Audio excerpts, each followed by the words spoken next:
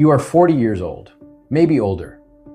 You look at the money you have invested, compare it with where you thought you would be, and arrive at an uncomfortable conclusion. I started too late. And mathematically, you are not entirely wrong. Someone who began investing at 25 has an advantage that cannot be recovered: time. But that is only one part of the equation. Wealth is not built by time alone. It is built by the combination of time, capital, income, behavior, and consistency. And for many people, the 40s are the first decade in which all five finally begin working together. This is not reassurance. It is arithmetic, and arithmetic runs in more than one direction. Start with the part that is true. Compounding rewards two things: money and time. Money invested early does not simply sit there for longer. It generates returns, and those returns generate returns of their own. The earliest contributions do the heaviest work because they are given the most years to multiply. So take two people.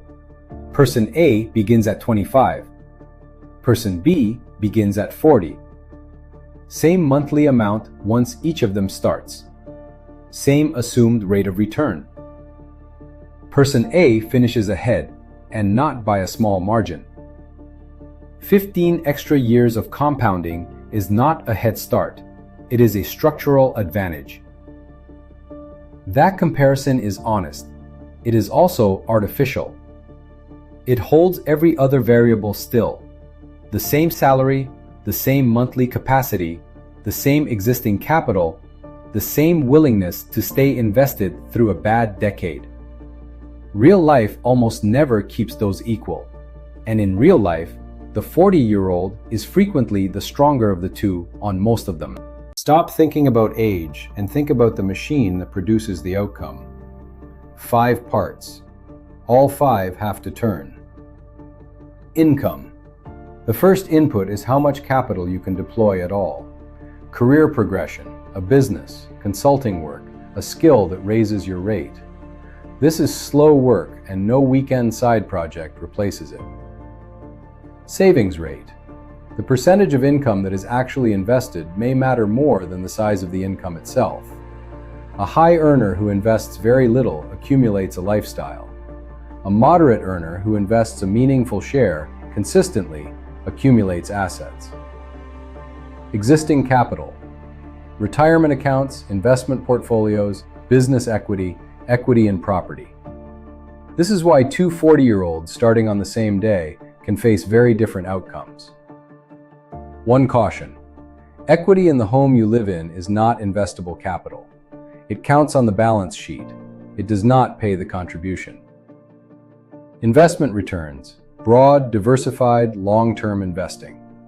The temptation at 40 is to make up for lost years with extreme risk.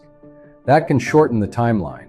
It can also remove the capital entirely, which is the one loss a shorter horizon cannot absorb.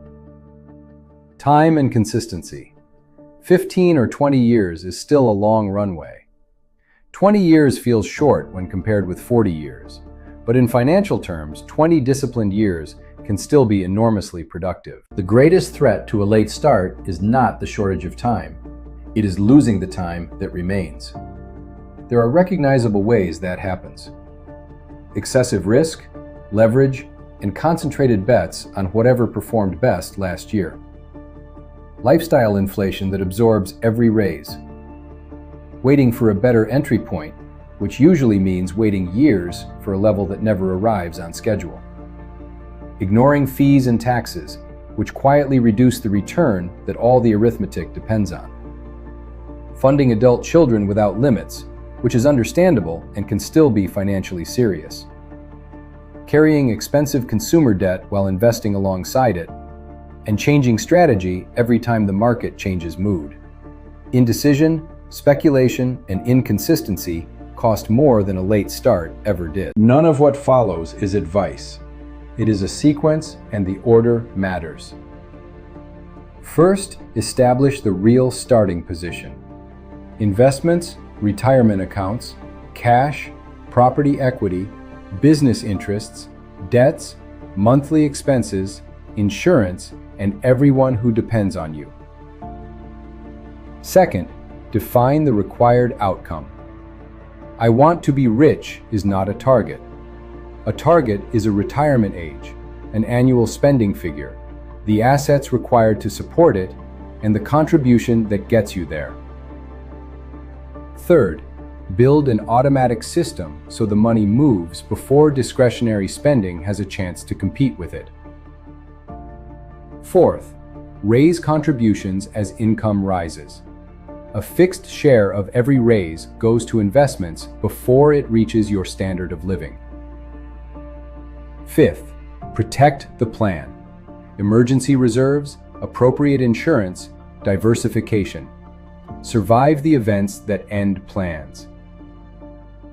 Sixth, review annually, on a date you set in advance, not on the days the market frightens you. Wealth built after 40 rarely looks dramatic. It looks like a salary arriving, an automatic transfer leaving the account 2 days later, a calendar turning over, markets rising, then falling, then rising again, while the same process repeats regardless.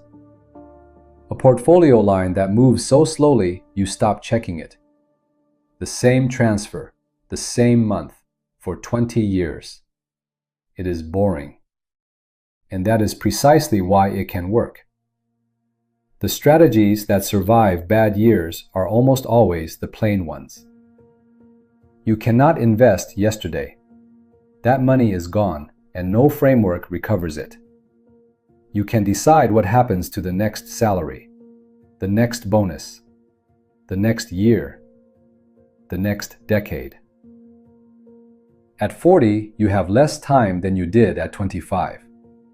You may also have more income, more experience, more stability, and a clearer idea of what the money is for.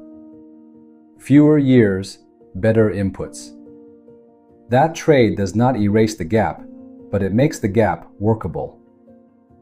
So the question is no longer whether you started late, it is whether you are prepared to start seriously.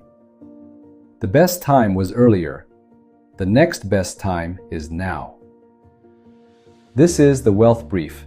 Subscribe for clear, evidence-based explanations of wealth, investing, and financial independence.